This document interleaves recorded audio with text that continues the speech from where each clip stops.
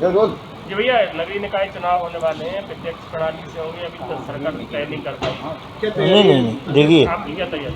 देखिए हमारी तैयारी तो बहुत पहले से है। सवाल वर्तमान भाजपा की सरकार का है। ये पहलू बदलने वाली सरकार है, हर क्षण पहलू बदलती है। कमलनाथ जी मुख्यमंत्री थे, मैं नगरीय निकाय चुनाव का अध्यक्ष था कमेटी का कि हमें चुनाव किस तरीके से कराना है। जयवर्धन मंत्री थे, मेरे साथ में थे वो मेरी कमेटी में। हमने तय किया कि अपन अप्रत्यक्ष प्रणाली से, जैसे पहले होते थे महापौर के चुनाव, अध्यक्षों के चुनाव, मैंने कहा अपन पार्षदों के माध्यम से, ताकि पार्षदों को भी एक वेटेज मिले, उनके माध्यम से उनका अध्यक्ष या महापौर चुना जाए।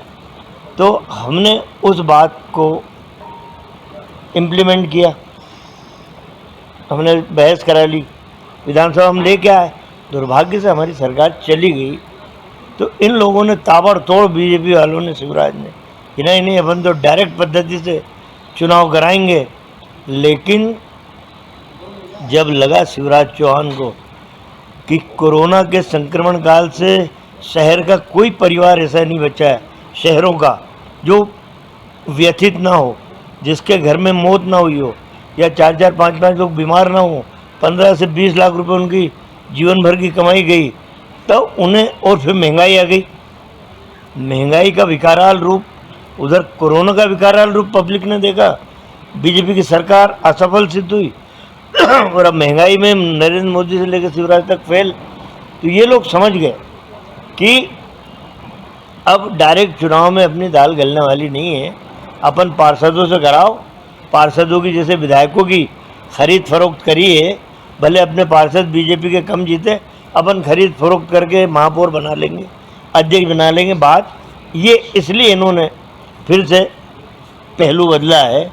ये तो दुरंगे लोग हैं, लेकिन मेरा चुनाव आयोग से कहना है, चुनाव आयोग पे मेरा आरोप है, भ्रमित करता है चुनाव आयोग। ये कोई चुनाव कराने वाला नहीं चुनाव आयोग, ये जनवरी के पहले चुनाव कराएगा नहीं।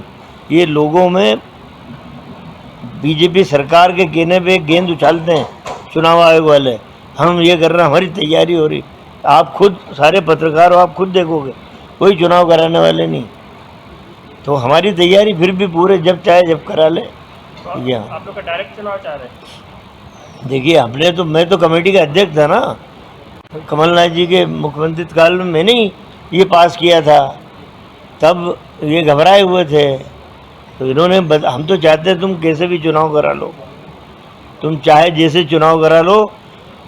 इस प्रदेश की और भारत की जनता मन बना चुकी है कि भाजपाइयों को खदेड़ दो, प्रदेश में भी और देश में भी।